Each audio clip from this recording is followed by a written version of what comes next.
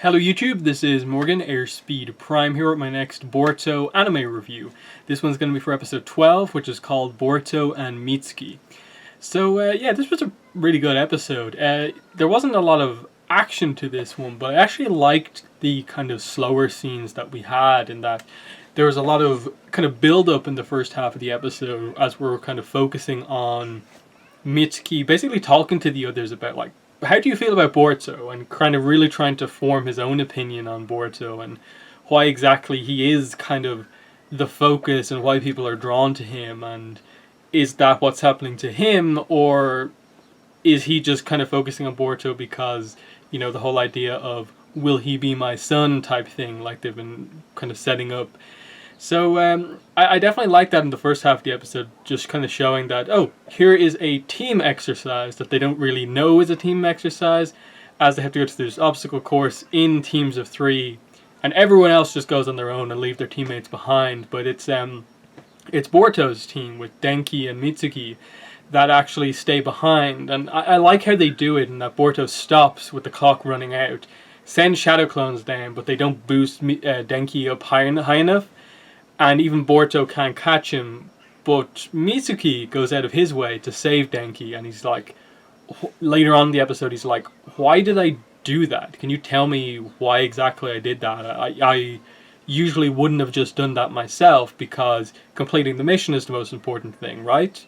Whereas the aim, of course, here is showing the importance of teamwork, which was a thing that obviously Naruto went through, but it's interesting to see that Boruto has never really had an issue with teamwork. That is not an aspect of his character that's really, you know, a problem. He cares about the people around him, very much so, and the people around him appreciate that. So I like that initial scene there, and also basically just having, you know, the 3 people watching it, of Shino, Konohamaru, and then Moegi as well. Is it her debut in the Boruto anime? I think it's definitely one of the first times she's had any sort of a focus. So it was interesting to see her kind of point out Iwabe and Boruto as like the highlights from this kind of current batch, but she overall praises all of them. So that was good, as they kind of point out to them that we'll be like watching you over the next coming while, because we'll eventually be seeing you in teams of 3, and we'll be forming those teams shortly. So I like that setup of, like, yeah, we don't have the teams of 3 just yet, and that speaks to the fact that, oh, well, doesn't the Naruto Gaiden stuff happen before they're in a team of 3, and, like, it makes sense that, oh, that must be coming up soon. Because I have a feeling we probably will just immediately go from this arc probably into Naruto Gaiden. Maybe you'll cover the Mitsuki one-shot chapter as well in the anime, and then we'll move on to whatever is new. Maybe that'll be when we hit the stuff that the manga is covering at the moment, or however they approach dealing with the Boruto movie. But definitely interesting to see how they approached, again, the Mitsuki and Boruto stuff in the start of the episode, of like him talking to, like, Shigadai, then him going to talk to Inojin, and I think it was interesting that Inojin was the one to really kind of point it out that, like, yeah, he's an idiot, but, you know, he's an idiot that you kind of get behind, and, you know, it's him trying to always kind of be himself, so that he's not just kind of treated as the 7th Hokage's son, that he always, you know, looks at things and makes sure to take it from his own perspective and no one else's, so that it's always him and not just the 7th Hokage's son. So, and because of that, he usually causes incidents, and the person that's put under the most stress is the class rep, which leads Mitsuki to talk to Sumire later on. And it's definitely interesting what they're setting up with her, and that we've had little glances before between Mitsuki and Sumire, kind of setting up that something's up with her. And it was really interesting to see what they did in this episode, and that very clearly they were both to some degree on edge, just the whole Mitsuki Sumire thing. And Mitsuki eventually just kind of asks her, you know, like, just what are your thoughts on Boruto, and she answers kind of honestly in that, yeah, I get flustered a lot and so on, but he is fun to have around in the class. And, you know, they talk a bit about how she doesn't have parents, so confirming that in fact she is an orphan. But we do have a little flashback of her with some woman, I don't know if it's her mother or not, or this is just meant to add to the the overall setup of what they're doing, potentially with Sumire being behind this, or at the very least involved in the ghost incident, that maybe this woman is responsible for why Sumire is involved in this. Which is obviously where the episode ends, with Mitsuki coming up to Boruto and basically telling him that I know who's behind the ghost incident, and how we know it's Sumire is that we then immediately from that moment cut to Sumire not in her hospital bed. So an incident has just happened. That's why Naruto has to leave the dinner, confirming that probably Sumire is involved in this to a degree. The exact extent of this, I'm not sure, but still very interesting. And then I suppose the other interesting part of the episode was really, really fun to watch, was just, Boruto brings Mitsuki over to his house. So you get to see Mitsuki interact with, like, Himawari, Hinata, and then I liked how they set up that, like, Naruto's actually going to be home for dinner. And it's like, Mitsuki and Naruto are going to meet. That's going to be an interesting interaction. And, before he comes home, Boruto talks to Mitsuki in his room, and Mitsuki mentions, like, this is Naruto, the 7th Hokage, more or less the most powerful of the 5 Kage.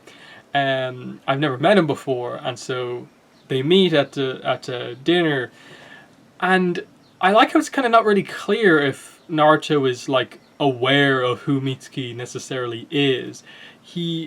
He probably does know, just because of the whole, like, Orochimaru stuff, but it was interesting that he didn't directly kind of really allude to anything. But the scene where Boruto obviously ran out when Naruto said he had to go was interesting, that Naruto kind of just, like, in a really serious way, not just you're his friend, you go talk to him. It really felt like this is a notable thing that Naruto is kind of like handing this kind of, I suppose, mission in a way over to Mitsuki to go out and talk to Boruto. But yeah, another incident happens. That's why Naruto's called away. He was initially going to just spend the day there. So obviously set up for the next episode, and now it looks like the big event is going to happen. We see Kakashi in the preview. It looks like it's going to be, in a way, this series is kind of Ninetales attack in a way. We're going to see this kind of monster that we saw, I think, at the end of the last episode attack, see how Sumire is involved in all of this, and just see how this overall comes to an end.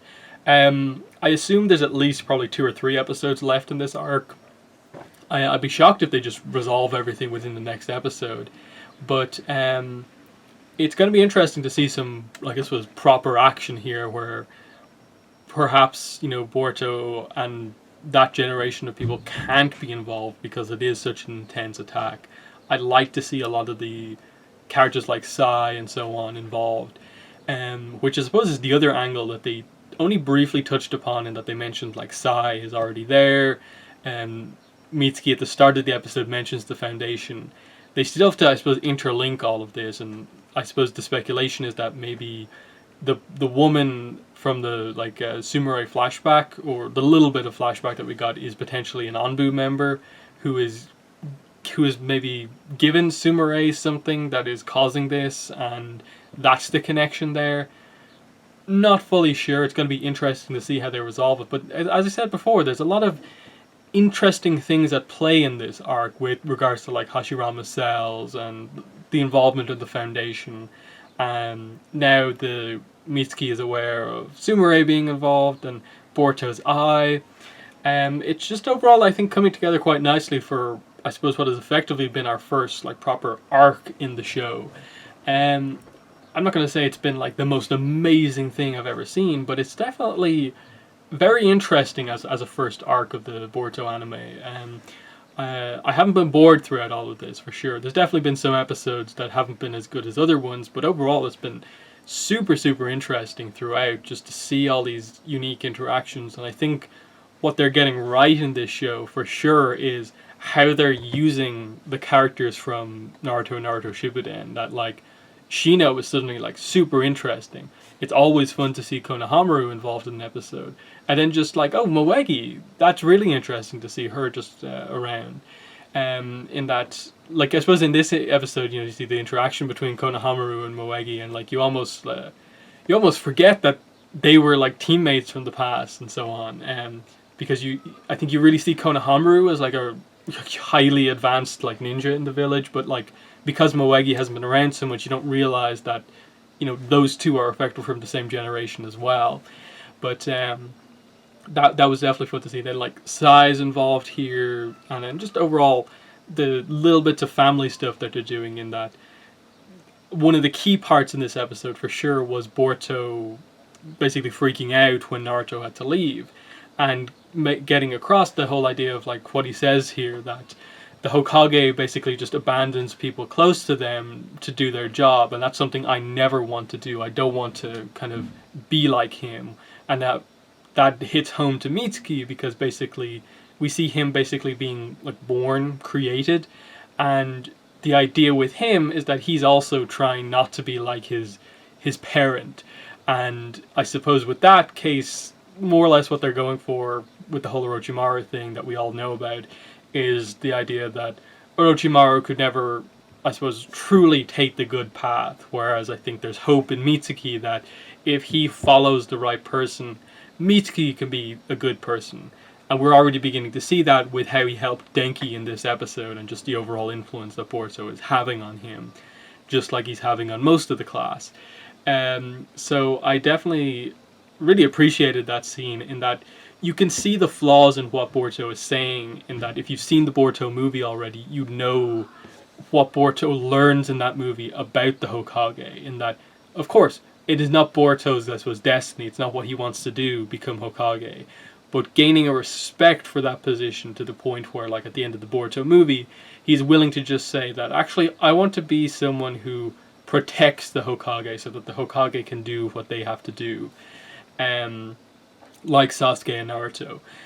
But obviously reversed with regards to each of their goals with Boruto and Sarada. So it's really interesting how it's overall being kind of, I suppose, built up in that. I think the question that we've always had has been like, Boruto seems like relatively developed as a character here. He doesn't feel like, not that it just feels completely out of character, but he doesn't necessarily feel like the character that starts off the Boruto movie. So actually just getting here why he's frustrated with Naruto, and that like, oh, no, Naruto was there for them up until he became Hokage, and then after that point, that's when Boruto has the issues with him. So it really helps to, I think, clarify going into the Boruto movie that his issues do not just come from like, oh, his relationship with his father, it's his relationship with his father who has become the Hokage. So I think that adds a great angle to the movie that's a real success for this episode, giving that extra little bit of context. In that, again, the flaw is, of course, that he's not understanding that Naruto protects the village. Like, Naruto tries to explain it to him that, like, I'm not just, the whole village is my family. I can't just focus completely on you. I'm trying as best as I can, but I have to protect the village. And when something like this happens, the Hokage has to be the one to deal with it. And him gaining that respect during the Boruto movie with, I suppose, seeing Naruto properly in action for the first time, which I suppose is going to be an interesting one in how they handle the big assault, the big attack in the next episode, in that if they are going to save Boruto seeing Naruto in proper action for the first time, for that moment, what exactly are they going to do here with regards to who handles the ghost situation?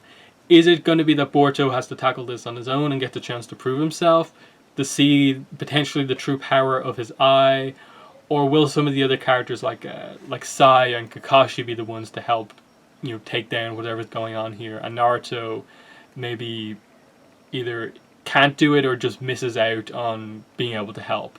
That's going to be interesting to see next episode. But that's my review for episode 12. In the comments, let me know what your thoughts were on the episode, as well as what I said here in the review. But that's been the video. Thanks for watching, and bye.